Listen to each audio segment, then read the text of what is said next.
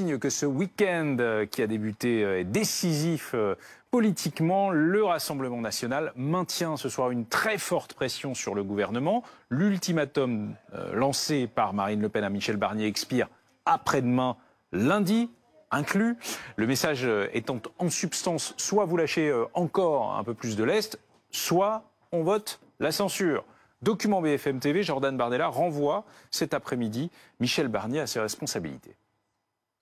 La balle est entre les mains du gouvernement, il lui reste quelques heures. Je ne crois pas au miracle, mais en tout cas le gouvernement a désormais son propre avenir entre ses mains. Renoncer à augmenter les taxes sur l'électricité, c'est bien, mais tout ça ne nous dit pas comment ça va être financé. Et le Sénat vient précisément de voter l'augmentation des taxes sur le gaz pour le compenser. Donc tout ça dissimule en réalité un budget qui est un budget de punition et qui ne répond pas aujourd'hui à l'urgence économique du pays. Nos lignes rouges, elles prévalaient hier, elles prévalent encore aujourd'hui. Et si le gouvernement ne veut pas bouger, alors nous voterons la censure. Bonsoir Isabelle Florennes. Merci d'être avec nous ce soir. Vous êtes sénatrice MoDem des Hauts-de-Seine. Benjamin Morel est également avec nous. Bonsoir. Maître de conférence à l'université Paris 2 Panthéon-Assas. C'est bien cela? C'est ça. Et Anne-Sora Dubois, journaliste politique BFM TV. On entendait donc à l'instant cette réaction en exclusivité sur BFM TV de Jordan Bardella qui s'exprimait cet après-midi en marge de dédicace de son livre Ce que je cherche et qui poursuit sa réaction à travers un message posté par la suite sur les réseaux sociaux que l'on va découvrir ensemble. Jordan Bardella qui écrit ceci: si on est aujourd'hui dans une forme d'incertitude institutionnelle, c'est en raison des accords contre nature entre les macronistes et l'extrême gauche aux élections législatives. Le RN va continuer d'œuvrer dans l'intérêt des Français et de faire pression sur Michel Barnier. La question, Isabelle Florennes, c'est jusqu'où? Parce que jusqu'à quand on a la date d'expiration de l'ultimatum de Marine Le Pen sur Michel Barnier, c'est lundi inclus. Mais jusqu'où? Jusqu'où le Premier ministre est-il prêt à céder, en particulier à l'extrême droite? Moi, je vais vous dire ce que le Premier ministre que nous soutenons, le MoDem, dans la majorité sénatoriale, nous, ce qu'on voudrait, c'est pouvoir voter et pouvoir assurer aux Français un budget. Voilà, c'est ça notre sujet. La réalité du sujet du Parlement actuellement, de l'Assemblée nationale comme du Sénat, c'est de vouloir un budget avec des discussions. Elles ont lieu aussi bien au sein avec l'ensemble des groupes politiques. Le RN vous répond, nous aussi. Ce qu'on veut, c'est un budget, c'est pas le chaos, mais on veut un budget qui soit équilibré, financé. Ils veulent un budget. Moi, ce que je me demande, c'est le titre du livre d'ailleurs de Jordan Bardella, c'est ce qu'ils cherchent vraiment.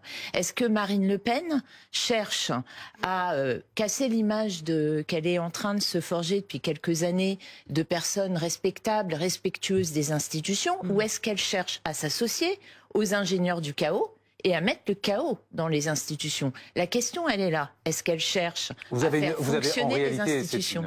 Comment? Alors, vous avez une réponse à cette question, vous-même? Je sais pas. Je sais pas. La question, elle est que on a des discussions. Il y a eu des avancées. Il y a eu effectivement, nous l'avions demandé. Par exemple, la suppression de la taxe sur l'électricité, le Sénat l'avait demandé. Elle a été accordée et le Premier ministre était d'accord. Sauf que le Sénat veut augmenter la taxe sur le gaz pour compenser. Le Sénat discute, il y a des amendements qui ont été votés. On ira sur une commission mixte paritaire, on ira sur un accord, on verra avec le gouvernement. Vous êtes pour l'augmentation, au passage de l'augmentation de la taxe sur le gaz pour compenser celle de l'électricité? Il faut trouver en tout cas des compensations financières sur des baisses. Moi, j'en discuterai avec mon groupe politique. Je n'ai pas encore discuté sur ces sujets. En tout cas, il faut trouver... On soutient ce gouvernement, soyons clairs. On soutient Michel Barnier, on est très clair. Et vous soupçonnez, on le comprend entre les lignes, le Rassemblement national de vouloir Moi, je me dis que cherche le mouvement et que cherche le Rassemblement national. Est-ce qu'il cherche à continuer à faire fonctionner les institutions comme le dit Marine Le Pen depuis 2 ans ou mettre le chaos dans le pays? C'est ça la question. Anne-Sora Dubois, il y a la pression du Rassemblement national et puis à travers les mots employés par Jordan Bardella, déjà semble-t-il une forme de justification de choix qui pourraient être ceux du RN dans les prochains jours, oui, il commence de faire tomber le gouvernement Barnier en clair. Voilà, c'est ça. Il commence à infuser exactement les éventuelles critiques que le Rassemblement national pourrait recevoir consécutivement à cette décision effectivement de censurer le gouvernement Barnier, ce que vous disiez, c'est-à-dire ce qui est un changement de pied de la part du Rassemblement national, qui était vraiment très axé sur la respectabilité, le fait de ne surtout pas chaotiser, pardon pour ce néologisme, le pays, ne pas mettre à mal les institutions, garder une forme de stabilité. On comprend bien que là, il y a la menace, en tout cas, d'un changement de pied et d'une déstabilisation du pays qui serait décidée, choisie, assumée. Et effectivement, il commence à répondre à ces éventuelles critiques en disant, mais de toute façon, c'est pas nous qui serions responsables du chaos à ce moment-là. Nous avons demandé un certain nombre de choses qui nous ont été refusées. Nous étions du côté du bon sens. Nous n'avons pas d'autre choix. On verra si les Français entendront ces justifications. Mais ça prouve bien que, oui, il a fait cet après-midi un demi-pas de plus en direction de la motion de censure. On redit quand même que c'est pas lui qui a le doigt sur le bouton. C'est Marine Le Pen. Néanmoins, incontestablement, Benjamin Morel, Michel Barnier, a-t-il le choix de procéder à de nouveaux gages envoyés au Rassemblement national d'ici à lundi inclus? Alors s'il veut tenir, en tout cas, il va devoir en effet donner quelques éléments. Alors ces éléments, ils peuvent être de fond, mais ils peuvent être également de symbole. C'est-à-dire que quand vous lisez Marine Le Pen, ce qu'elle attend, c'est qu'on lui donne le point. Parce qu'il faut comprendre que les options stratégiques de Marine Le Pen, c'est pas un acteur totalement libre. C'est-à-dire qu'elle aussi, elle a ses propres contraintes, et ces contraintes, ce sont ses électeurs. Si on veut comprendre le Rassemblement national d'aujourd'hui, il ne faut pas oublier les dernières régionales. Qu'est-ce qui s'est passé lors des dernières régionales? L'électorat RN s'est abstenu, il n'est pas venu. Et on prévoyait 3, 4, 5 régions RN, il n'en a eu aucune. La crainte de Marine Le Pen, c'est qu'en cas de dissolution dans 8 mois, eh bien ces électeurs se disent, en fait, le Rassemblement national ne nous a pas protégés. Et il ne sert à rien, ce parti est inutile. Et comme il est inutile, eh ben on va peut-être pas voter pour quelqu'un d'autre, mais on ne va pas voter. Pour expliquer à ces électeurs aujourd'hui... Si on suit votre raisonnement, il n'y a même plus de questions sur la censure alors. Eh ben ça dépend, c'est-à-dire que si jamais ces électeurs disent que finalement elle a obtenu quelque chose, qu'en fait elle a servi à quelque chose, là la censure est pas tout à fait évidente parce que en effet... Il faudrait que le caddie soit plein, si je puis me permettre. Encore une fois, c'est pas forcément une affaire de prix du caddie. C'est une affaire du fait que le caddie est à moi, que le caddie, c'est moi qui l'ai apporté. C'est pour ça que ça l'agace d'ailleurs quand Michel Barnier, au sujet de l'électricité, ne lui remet pas le point. C'est tout à fait ça. sorte et estime que c'était une demande d'à peu près toutes les formations. C'est-à-dire qu'elle a besoin de montrer à son électorat que c'est elle qui a emporté ça, que c'est pas la majorité parlementaire, que c'est pas le Sénat, que c'est pas l'Assemblée, que c'est elle. Et là, en effet, pour Michel Barnier, il y a un hiatus stratégique également parce que vous avez une soixantaine de députés macronistes qui ont été élus grâce au report de voix de la gauche. Si jamais il donne le point, eh bien il fragilise aussi la position de ses députés, il fragilise son gouvernement, et donc dans ce cadre-là, pour l'instant, il résiste, mais la concession peut être de symbole. On a l'impression qu'il n'y a qu'au RN, qu'il y a des lignes rouges, Isabelle Florennes. Est-ce que pour vous, la ligne rouge consisterait à revenir sur la revalorisation de toutes les retraites au 1er janvier ou encore sur le déremboursement des médicaments?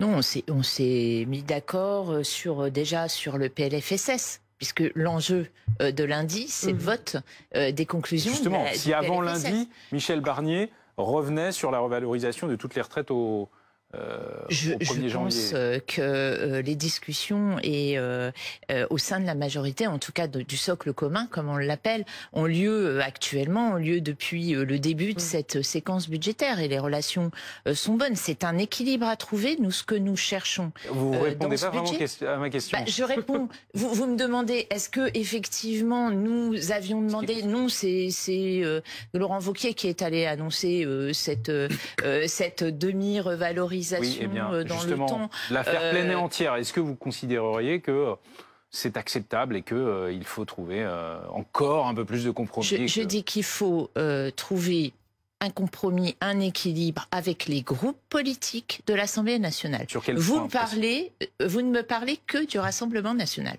Moi, je pense qu'il y a 66 députés du Parti socialiste. Oui. Moi, j'attends aussi, malheureusement, c'est pas le cas pour le moment, mais ça pourrait arriver, qui sait, de discuter avec eux d'un certain nombre de choses. C'est 66 députés. Il faut dire ça à Michel Barnier. C'est important. Je pense que Michel Barnier y pense et il a des discussions, je vous le dis, avec l'ensemble des groupes politiques qu'il a reçus cette semaine.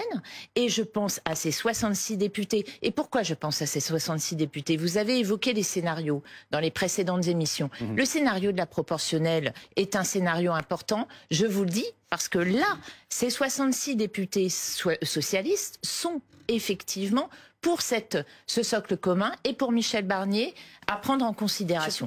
Donc je vous dis, on peut aussi renverser l'échiquier. Michel Barnier discute avec l'ensemble des groupes politiques et je crois qu'il a raison pour trouver un équilibre et pour trouver un budget. Vous me parlez de scénario. Oui. Merci, puisque justement j'avais prévu d'évoquer avec vous à présent. Voilà, absolument. Les différents scénarios envisageables dans quelques jours, hein, presque demain, en milieu de semaine prochaine, si, et seulement si, il y a 49.3 et censure, donc chute du gouvernement Barnier. D'abord, peut-on envisager, Anne, en guise de scénario numéro 1, que Michel Barnier soit renommé, lui ou un ministre de ce qu'on appelle désormais le socle commun? Ce qui est certain, c'est qu'il y a une majorité de Français qui ne le comprendraient pas forcément, parce que c'est vrai que cette majorité, enfin c'est pas une majorité d'ailleurs, ce socle commun n'a pas la majorité aujourd'hui à l'Assemblée nationale. Il y a forcément, oui, une grosse partie déjà de l'électorat Rassemblement national et l'électorat Nouveau Front Populaire ne comprendraient pas qu'il renomme Michel Barnier. Cela dit, il y a peut-être une autre possibilité, c'est le laisser gérer les affaires courantes, ne pas le renommer forcément, mais repousser la nomination d'un nouveau Premier ministre, parce qu'en réalité, on se souvient du temps que ça a pris pour le nommer Michel Barnier. Consultez les forces politiques une à une qui ont dit successivement « lui on censurera, lui on censurera, lui on censurera ». Vous avez tout suivi sur BFM TV, minute par minute, il y a des noms qui n'ont pas tenu plus de 12 heures, parce que dès qu'ils étaient jetés comme ça, évoqués, il y avait plus de la moitié des groupes politiques qui disaient « on censurera ». Donc c'est la possibilité. Renommer Michel Barnier, ça paraît quand même assez exclu, oui. Un autre ministre du socle commun, malheureusement, le problème, c'est qu'il est soumis au même risque comptable en termes de motion de censure. Nommé un Premier ministre de gauche, Benjamin Morel. Alors là, j'ai l'impression que ça nous renvoie à des discussions d'il y a quelques semaines. Néanmoins, on va peut-être repartir à zéro dans quelques jours. Alors un Bernard Cazeneuve, une Lucie Castet à Matignon, on va recommencer à en parler, vraisemblablement. Le problème, c'est quelle majorité, hein. C'est-à-dire qu'aujourd'hui, est-ce que les Insoumis seraient prêts à soutenir Bernard Cazeneuve? Non. D'ailleurs, les écolos non plus. Donc à partir de là, vous voyez que c'est compliqué. Et de l'autre côté, est-ce que les socialistes pourraient rentrer dans un accord qui irait jusqu'au LR? C'est pas évident, parce que s'ils quittent le NFP, demain, en cas de dissolution, ils ont un insoumis face à eux.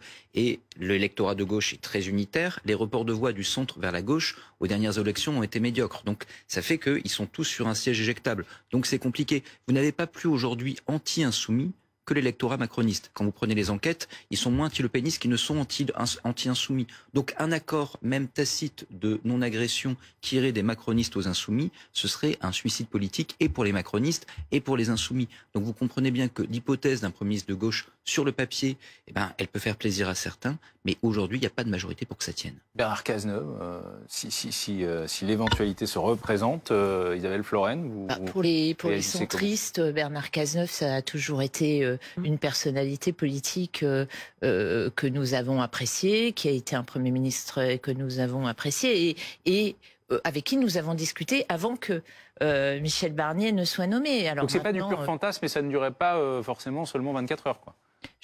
Effectivement, c'est quelle majorité derrière? Comment on fait? Comment on fait à partir du moment où, alors, s'il est soutenu et s'il n'est pas soutenu par une partie de la gauche, s'il a le soutien des socialistes, on avait bien vu que l'hypothèse en septembre, c'est non, c'est que les socialistes et Olivier Faure avaient dit non.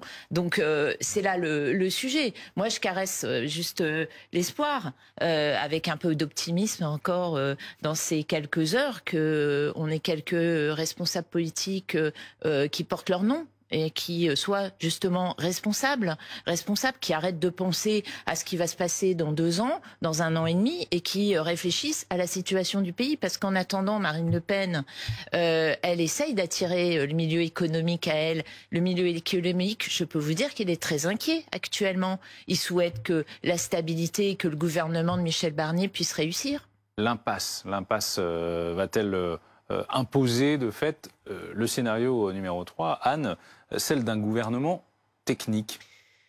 C'est la piste suggérée notamment par Karim Bouamrane, maire de Saint-Ouen en Seine-Saint-Denis, membre du Parti Socialiste. Elle a déjà été évoquée en effet au moment où on cherchait le nom de Michel Barnier, avant que le nom de Michel Barnier n'arrive. L'avantage de cette solution, c'est qu'effectivement vous échappez temporairement du moins à un risque de censure. L'idée, c'est d'avoir un gouvernement avec une personnalité à sa tête qui soit pas trop marqué politiquement. Pas trop marqué égale pas trop d'opposants. Voilà. Ça, c'est l'avantage. encore une fois, c'est temporaire, parce qu'à un moment ou à un autre, il va falloir prendre des décisions de nature politique. Un budget, par exemple, puisqu'on aurait un gouvernement technique, donc avec une personnalité technique à sa tête, il a besoin d'une orientation, le budget. Où est-ce qu'on prend, par exemple, l'argent? Est-ce qu'on le prend? Dans quel milieu économique est-ce qu'on le prend si on en a besoin? Auprès de quelle catégorie de population? Sur quel budget on rogne? Là, on est déjà dans des choses politiques. C'est un gouvernement d'urgence, voilà. Benjamin Morel, c'est ça Un gouvernement technique, oui, c'est un gouvernement qui a pour... Est-ce que c'est pas vers ça qu'on va? C'est entre guillemets, c'est ce qui est le moins irritant. L'avantage d'un gouvernement technique, c'est que, comme vous ne soutenez pas un opposant politique, comme vous n'avez pas non plus, comme vous ne participez pas non plus au gouvernement, vous n'en assumez pas non plus le bilan. Parce que si vous avez des ministres à vous, ça veut dire que vous êtes comptable également du bilan. Ça, c'est lourd pour les groupes politiques, donc ça a cet avantage. Mais évidemment, quand vous avez un pays cocotte minute, avoir des hauts fonctionnaires qui gèrent, je dirais, les affaires, ça ne peut tenir qu'un temps. Donc si on devait aller vers un gouvernement technique, ça signifie probablement qu'on s'achemine peu à peu vers une dissolution et qu'à l'automne prochain, on aura encore des discussions très politiques. Sauf qu'Emmanuel Macron pourrait aussi être tenté de poser un référendum, le scénario numéro 4, aux Français, sur le budget. Il en a la possibilité. Il en a la possibilité. Je ne sais pas si... et dans le contexte actuel, politiquement, a-t-il vraiment les moyens de déclencher un référendum? Je regarde Benjamin Morel qui me dit que non, je ne pense pas, et je suis d'accord avec lui. Pour déclencher un référendum, quand même, il faut être en position de force, entre guillemets. On sait très bien que les référendums sous la Ve République, c'est quand même pas toujours été très évident pour les présidents. La dissolution n'était pas très évidente en 2024. Autre chose. Pourtant, il nous l'a sorti, si je puis dire, le président, son chapeau. Le président de la République a pris effectivement des risques. Je ne suis pas sûre que prendre le risque du référendum actuellement soit judicieux. Et la démission? La démission d'Emmanuel Macron, il en a beaucoup été question cette semaine à travers diverses déclarations choc. Jean-François Copé notamment sur BFM TV. Je rappelle aussi que 63% des Français, d'après Elab pour notre chaîne, se montrent favorables à la démission d'Emmanuel Macron en cas de chute de Michel Barnier, parce que ces Français-là le considèrent responsable de la situation dans laquelle est le pays actuellement. Alors la démission ne nous sortira pas de l'impasse du budget. C'est-à-dire que pour deux raisons. D'abord parce que tant que le président démissionne et qu'on oui et non, ça dépend, élections, à moyen terme. Je rappelle qu'il y a un mois avant d'avoir le budget. Donc il faut, d'ailleurs même pour le référendum, c'est-à-dire que faire un référendum maintenant quand même soit juridiquement possible sur un projet de loi budgétaire, ça nous reporte après le 1er janvier. Problème. C'est-à-dire qu'avant, il va falloir au moins avoir des lois transitoires pour pouvoir prélever les impôts.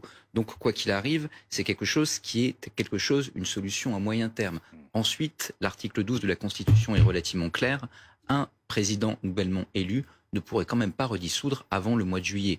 Alors on peut dire que personne ne contrôle le décret de dissolution et que théoriquement il pourrait quand même le faire parce que aucun juge ne serait là pour lui dire non, mais malgré tout ce serait inconstitutionnel. Donc peut-être peut-il démissionner, peut-être entre guillemets cela permettrait-il de sortir d'une forme d'impasse politique au moins sur la clarté du jeu actuel, mais en tout cas à moyen et à court terme, ça n'arrange pas forcément la donne avec le blocage de l'Assemblée qui est un blocage structurel. Et les pleins pouvoirs?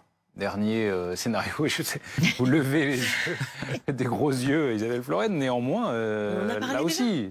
On a parlé déjà avant la nomination de Michel relève Barnier. du président de la République et Emmanuel Macron pourrait déclencher l'article 16.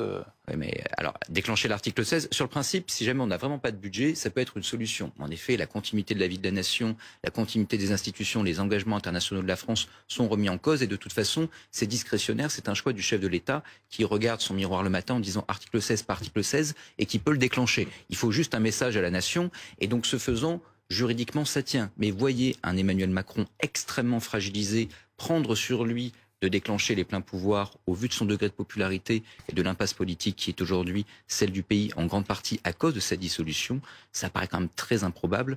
L'article 16, c'est quelque chose qui implique d'avoir une forte légitimité.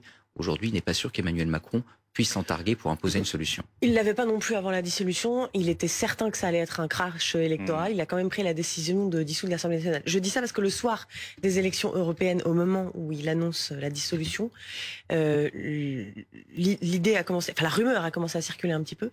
Et toutes les personnes de la majorité qu'on interrogeait nous ont dit jamais il ne déclenchera la dissolution. C'est la pire idée du monde. Il sait très bien qu'il va perdre ses élections si jamais il dissout. Il a dissous tout de même. Et dans la salle, moi j'étais dans la salle Renaissance à la Mutualité, ils étaient, c'était, mon Dieu, il l'a fait. Bah oui, voilà. Donc, Ne jugeons de rien, la Prudence. disruption est un talent présidentiel. Isabelle Florennes, en conclusion, quel est votre état d'esprit, franchement, vous, élus de la République, au regard de la situation que traverse le pays? On a l'impression que, au gré de cette année, les mois passent et tout est toujours possible et on creuse encore un peu plus. Enfin, non, mais moi, je regrette une chose, c'est qu'on n'ait pas fait avant ce que nous demandons depuis longtemps avec le mouvement démocrate, c'est la mise en place de la proportionnelle. Voilà. Ça fait 7 ans. 7 ans, on a été élus sur la base de ce programme. Vous avez vu ce que dit avec le président de la République. Et c'est très bien. De François Bayrou en 2017 à Emmanuel Macron. C'était la condition de son ralliement. C'était la condition. On s'est alliés et on a soutenu le président de la République actuel sur cette base, entre autres, de plus de justice dans le vote des Français. Et c'est ce que réclament les Français. Ce que réclame le Rassemblement National. On en est là. C'est pourquoi vous battez aussi au MoDem, la proportionnelle. Oui, on est pour la proportionnelle, un petit peu différente de ce que dit maintenant le Rassemblement National, puisque nous on est pour une proportionnelle plutôt sur un type intégral et avec une mise en place au niveau départemental ou régional à discuter. Ça fait partie des vrais sujets, nous le disons depuis des années. On n'en serait peut-être pas là si ça avait été mis en place, parce que cette proportionnelle impliquerait des coalitions et casserait les grands blocs. Rendez-vous au printemps, ce qui nous bloque actuellement. Pardon. Rendez-vous au printemps, dit Michel Barnier. Pour la Rendez-vous au printemps, bah oui, bah Marine Le Pen lui dit c'est beaucoup trop tard, on se méfie des paroles, on veut que ce soit dès le début de l'année 2025. On verra. Oui, bah nous on souhaite aussi que les discussions commencent très rapidement sur ce sujet. Merci à tous les trois d'avoir accepté l'invitation de Newsbox.